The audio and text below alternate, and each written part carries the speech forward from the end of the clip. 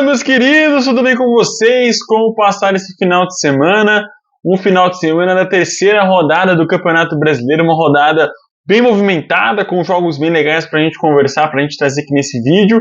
Então, fica aqui até o final, deixa sua curtida aqui embaixo, seu comentário também, né, para acrescentar nesse vídeo. É muito legal saber a sua opinião sobre o jogo específico do seu time ou do seu rival, saber o que você achou da rodada. É muito legal isso. Então deixa aqui nos comentários o que você está achando, por enquanto, desse começo de Campeonato Brasileiro, né, que está trazendo jogos bem legais, já com muitos clássicos já no começo desse Brasileirão.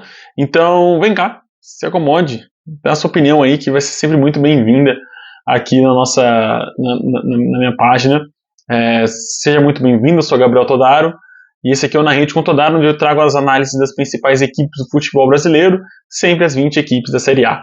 Vamos começar então? Cara, a gente tem muito jogo legal, tem Fluminense e Vasco, tem Palmeiras e Flamengo, tem Bahia e Vitória, então fica aí, se acomoda, pega a pipoca que vai começar. Que isso, cara, que abertura maravilhosa, mas é isso. Fluminense e Vasco foi o jogo de abertura da terceira rodada do Campeonato Brasileiro, que culminou na vitória do Flusão, né, por 2-1 em cima do Vasco. O Flu saiu vencendo por 2-0, né, fez o primeiro gol no primeiro tempo com o Ganso de cabeça, e no segundo tempo, no comecinho também, fez o gol ali com o Martinelli. Na sequência, o Veguete acabou fazendo o gol do Vasco, e ficou por isso mesmo, ficou 2-1. Foi um bom clássico no Maracanã, bem movimentado, com grandes chances para os dois lados. Eu senti o Vasco bem ofensivo, né? Criando boas oportunidades, mas foi o Fluminense que mais aproveitou, né? Que teve um percentual ali mais positivo nessas suas chances que acabou criando. O Fluminense, óbvio que sente um pouco mais essa questão física, já venho falando aqui há um bom tempo, que o Fluminense na reta final de jogo acaba sentindo muito o jogo, isso vem custando alguns desempenhos ruins do Fluminense no segundo tempo. Nesse jogo específico aconteceu isso também, e o Fluminense acabou se complicando quase no fim, mas o Vasco foi muito ineficiente, né? O David acabou perdendo um gol que não se deve perder num clássico carioca, e acabou aí ficando esse 2-1 ali, o Vasco perde pontos. Só que eu ainda sinto o Vasco uma boa equipe que dificilmente vai brigar para não cair ao longo do Brasileirão, tá? Eu acho que o Vasco consegue sim ficar não na parte de cima, mas numa parte um pouco mais longe ali do Z4, melhor colocado inclusive do que ano passado, mas o time precisa agora de resultados, né? Vem ali de 2 derrotas seguidas do Campeonato Brasileiro, precisa vencer a próxima rodada para reencaminhar ali, entrar nos eixos de novo das vitórias. O Grêmio também venceu dentro de casa o Cuiabá. Eu esperava uma goleada, mas isso não aconteceu. Foi um jogo muito modesto do Grêmio contra um bem postado do Dourado, né? O Cuiabá ficou bem postado defensivamente, conseguiu segurar e até criar boas chances, e eu senti o Grêmio muito morno, tá, nesse jogo. Não gostei muito desse jogo do Grêmio, pode ser porque tenha poupado alguns titulares ou até mesmo o rendimento da equipe para o jogo da Libertadores agora no meio de semana, mas isso não vem ao caso, né? Óbvio que você pontuar no Campeonato Brasileiro é muito importante. E venho ressaltar também que... Vamos quebrando a camisa aqui. Tomara que não fique chiadinho no fundo. Mas vamos mudar então. Mas tomara que... Depois eu vou conversando aqui com vocês. Mas tomara que o Grêmio ele consiga, né, um desempenho melhor aí nas próximas rodadas do Campeonato Brasileiro, assim como na Libertadores, que o time vem de 2 derrotas seguidas. Vai jogar na Argentina agora contra o Estudiantes, e é uma parada muito difícil. O Bragantino também venceu o Corinthians em casa no sábado. Todos os mandantes venceram seus jogos por 1-0. O gol do Vitinho ainda no primeiro tempo, né, um golaço ali do atacante do Bragantino, né, cortou para a direita e bateu no ângulo do Cássio. Foi um bom jogo mesmo do Bragantino, conseguiu segurar muito bem o Corinthians, que não é muito difícil também, né? Foi um bom primeiro tempo do Bragantino, tô lembrando agora. Foi um bom primeiro tempo do Bragantino e um modesto segundo tempo de um desorganizado Corinthians. O Corinthians não conseguiu implicar sua ofensividade, suas chances criadas, foi mais no desespero, na raça, na vontade, no ímpeto, do que mesmo no talento, nas jogadas ensaiadas, e isso culminou no Corinthians não conseguindo fazer no gol de novo, né? O terceiro jogo que o Corinthians não consegue marcar no Campeonato Brasileiro, vai amargando essa estatística ruim, e de 9 pontos, aí o Corinthians conquista apenas 1, deixou 8 pontos correrem aí por suas mãos, e nesse jogo contra o Bragantino em específico, eu acho que era um jogo até acessível para o Corinthians pontuar, não falo em vencer, mas talvez pontuar, já que é um rival que o Corinthians já conhece muito bem do Campeonato Paulista. Fechando o sábado, tivemos a goleada do Atlético Mineiro em cima do Cruzeiro, onde o Atlético teve um primeiro tempo espetacular, fazendo os 3 gols do jogo, Né? Zarate, Paulinho e Guilherme Arana fizeram os gols do Atlético Mineiro em cima do Cruzeiro.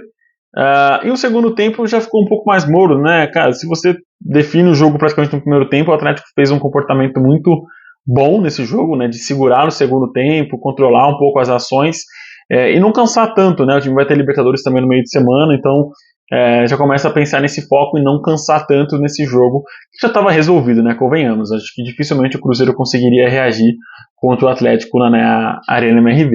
No domingo tivemos um empate, né? Vários empates no domingo, na verdade, 2 empates, né?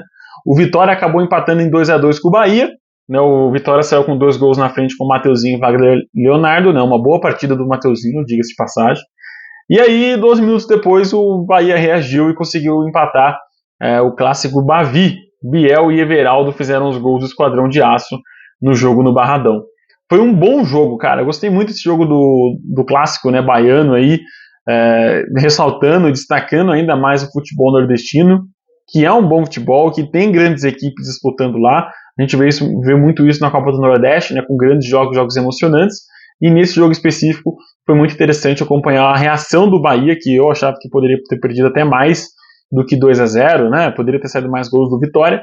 Não saiu, né? O Vitória quis retrancar, se segurar e deu chance aí pro Bahia acabar empatando a parada. Mas foi um bom jogo mesmo de clássico ali, que a gente estava precisando acompanhar nesse começo de temporada. Quem não foi tão bem assim foi Palmeiras e Flamengo, né? Foi um jogo meio morno, muito pegado, muito brigado. O Palmeiras teve as principais oportunidades, não conseguiu aproveitar, inclusive uma ótima chance no final do jogo com o Gabriel Menino. Mas, cara, eu acho que é um jogo que, a minha opinião, é meio controvérsia a respeito disso. Eu acho que as duas equipes apresentaram o que estão apresentando até aqui. São duas equipes que passam por uma carência de um setor criativo no seu time, com uma deficiência nesse setor. Né? O Flamengo passa por uma sobrecarga muito grande do Arrascaeta e o Palmeiras, nesse caso, né, uma sobrecarga muito grande, inclusive dita pelo próprio Abel Ferreira na entrevista pós-jogo, né, na coletiva de imprensa, do Rafael Veiga. Né? O Veiga vem muito cansado, é notável isso em campo, e aí você começa a ver as suas equipes sentindo, né, essa falta, essa saudade que vai sentindo das suas principais peças criativas. Né? O Flamengo não encontrou a Arrascaeta em campo ontem, muito bem marcado, e a mesma coisa o Veiga foi muito bem marcado pelo meio de campo do Flamengo, não encontrou ali suas principais chances, que ficaram mais na questão do Endrick e de outros jogadores que não têm a mesma qualidade de criação e finalização que o Rafael Veiga, inclusive é um dos carrascos do elenco do Palmeiras contra o Flamengo. O jogo ficou esse 0-0, ficou um 0-0 meio amargo, né? Poderia ter saído mais gols, e é isso. Acho que tá de bom tamanho esse 0-0 aí para Flamengo e Palmeiras, Palmeiras e Flamengo. Vamos ver se no retorno, né, as duas equipes vão entrar com um pouquinho mais de ímpeto, né, de vontade ali para vencer. Porque esse jogo ficou muito morno mesmo, poderia ter saído algum golzinho ali, a gente, né, poderia ter acompanhado ali uma vitória de uma dessas duas equipes.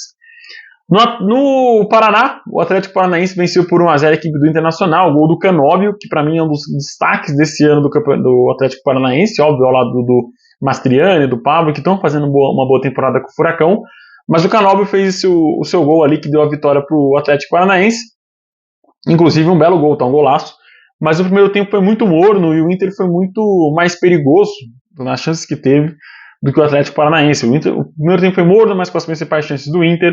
No segundo tempo começou com as principais chances do Inter, mas o Atlético um pouco mais mortal, saindo mais para o jogo na segunda etapa do que no primeiro tempo. E aí foi onde o Inter conseguiu levar perigo, mas quem fez o gol, né, quem saiu mais para o jogo no segundo tempo foi o Furacão, que conseguiu fazer esse golaço com o Canóbio. E ele inclusive foi expulso minutos depois do gol. E aí complicou um pouquinho para o Atlético, que perdeu o seu principal jogador de estocada, né, de rapidez ali nos contra-ataques, e o Inter começou a ser um pouco mais perigoso. Nesse jogo em específico, eu senti que faltou um pouco de pontaria para o Inter. Né? A gente viu contra o Palmeiras também que a equipe não foi tão bem na finalização, apesar da vitória, mas foi muito bem no primeiro tempo, no segundo tempo mais se segurou. E nesse jogo em específico, quando o Inter precisou propor, quando o Inter precisou pressionar, não funcionou tão bem. O Furacão vem se destacando aí como uma das principais equipes nesse começo de temporada do futebol brasileiro. Vamos ver como que vai continuar aí para os próximos meses, aí até o final do Campeonato Brasileiro, enfim, Copa Sul-Americana também tem para disputar. Mas o Botafogo venceu. Olha só, o jogo seguinte é o jogo do Botafogo em cima do Juventude, e o Botafogo goleou por 5-1. Vale destacar que o Botafogo estava vencendo por 2-0 até a expulsão do jogador do Juventude. E aí a vida fica um pouco mais fácil, né? O Botafogo fez 2-0 com o Júnior Santos e Tiquinho Soares de pênalti. E no primeiro tempo, cara, até esse segundo gol do Tiquinho, até um pouco depois do gol, o Juventude estava conseguindo ter suas estocadas, suas chances criadas. É óbvio que você tomou um gol muito cedo, 2 gols muito cedo, né? Antes dos 10 minutos, o Juventude já estava perdendo de 2-0. E aí, inclusive, um gol de pênalti e um gol do Júnior Santos também, né, aos 4 minutos. Então, ou seja, com 10 minutos você já estava tomando 2-0, precisando recuperar e surpreendeu o seu adversário como visitante, né? Não aconteceu, né? O Juventude ainda teve um jogador expulso, que isso abriu o caminho para o Botafogo. Muito nítido, porque estava tendo chance, estava levando muito perigo o Juventude, inclusive. Até marcou um gol que estava impedido. E aí o Botafogo sobrou, cara. Danilo Barbosa, Savarino de falta, aliás, um belo gol também de falta do Savarino, e Jacob Montes fizeram os gols aí do Fogão em cima do Jaconeiro, que descontou no finalzinho com o Danilo Boza. O Botafogo que tem uma péssima zaga, tá vivendo um mau momento aí, seu setor defensivo com o Lucas Alter e Bastos. Levou mais um gol, cara, mais um gol aí, um gol do Danilo Boza. E olha que o placar já estava definido, estava com 5-0, era só se segurar e administrar a reta final. Nem isso o Botafogo conseguiu. Vale ressaltar, eu quero ver esse time do Botafogo contra as principais equipes, Flamengo, Palmeiras, Inter, Atlético Paranaense, enfim. Eu quero ver ele contra essas equipes para saber o que a gente pode esperar do Botafogo para essa temporada. E eu tô com as minhas expectativas bem lá embaixo. Eu acho que o Botafogo, inclusive, vai ser eliminado brevemente da Libertadores. São Paulo foi visitar o Atlético Goianiense e adivinha, por conta de uma expulsão, 2 nesse caso, a vida ficou mais fácil para o São Paulo e conseguiu vencer por 2-0. O São Paulo fez o primeiro gol do jogo com o Caleri antes dos 15 minutos do primeiro tempo. Um gol de cabeça muito esquisito, né? Faro de gol mesmo do atacante São Paulino. E aí os 2 jogadores do Atlético Goianiense fizeram o favor de ser expulso. O primeiro no pênalti em cima do Luciano, né? Que foi o Luiz Felipe. Para mim, muito infantil, né? Dá uma cotovelada clara na cara do Luciano, ali no rosto do Luciano, e mereceu ser expulso, sim, e, enfim, marcar a penalidade. Foi agressão, pênalti muito bem cobrado pelo Luciano, 2-0, e aí no segundo, um pouquinho mais pro final, o Atlético acabou perdendo o Luiz Fernando também, expulso, e aí o Ferreira aproveitou esses grandes espaços que o jogo propôs a ele, e conseguiu fazer um belo gol, o terceiro gol a favor do São Paulo. Uma vitória que eu não consigo analisar muito, porque o Atlético Goianiense não é parâmetro para o São Paulo. O São Paulo vai enfrentar equipes mais difíceis ao longo do ano. Não falo só no Campeonato Brasileiro, como na Libertadores e também na Copa do Brasil. Então não é parâmetro a gente analisar que esse Atlético Goianiense. E olha que o Atlético Goianiense ainda jogou com 2 jogadores a menos. Então é difícil analisar o São Paulo encontrando esse tipo de situação ao longo da temporada, com um time que é inferior, com um time que tem 2 jogadores expulsos, então é um pouco complicado, mas foi uma boa partida do São Paulo, diga-se de passagem, soube aproveitar essas facilidades que acabaram surgindo na partida, mas não pode tomar isso como regra por restante da temporada. Eu acho que o São Paulo ainda tá devendo, depois da demissão do Carpini, um bom futebol aí nessa sequência de temporada. Fechando a rodada do final de semana, tivemos Fortaleza vencendo Altos por 5-0 na Copa do Nordeste. Um grande jogo do Leão do Pici. E aqui, assim como o São Paulo aproveitou as 2 expulsões, o Botafogo aproveitou a expulsão dele, o Fortaleza aproveitou esse 5-0 em cima do Altos para golear e vencer com muita tranquilidade a equipe, né, do Altos aí pela Copa do Nordeste. Avança para a semifinal. E, enfim, bom jogo mesmo. Eu senti o goleiro do Altos até um pouco desconcertado ali no segundo tempo. Mas Marinho de pênalti, Kevin Andrade 2 vezes, Moisés e Iago Pikachu fizeram os gols do Leão do Pici no Castelão. Cara, um bom jogo, volto a ressaltar. Um bom jogo mesmo do Leão do Pici nesse jogo. Tomara que tenha dado moral aí pro Fortaleza para a sequência da temporada. O time tá precisando de jogos assim para recobrar aquela moral, aquela confiança que estava no começo da temporada e parece ter dado uma minguada. Vamos ver como que vai ser o Fortaleza agora na Sul-Americana também no meio de semana. A equipe, né, precisa desempenhar um futebol um pouquinho melhor. É isso, meus queridos. Obrigado por ficar aqui no vídeo. Deixa aqui seu comentário, sua curtida. Se inscreve no canal, dá essa força aí para mim, para eu poder trazer conteúdos cada vez mais bacanas para vocês e vocês se deliciarem aí com os vídeos do canal. Um abraço, por Deus, até o próximo vídeo. Tchau, tchau.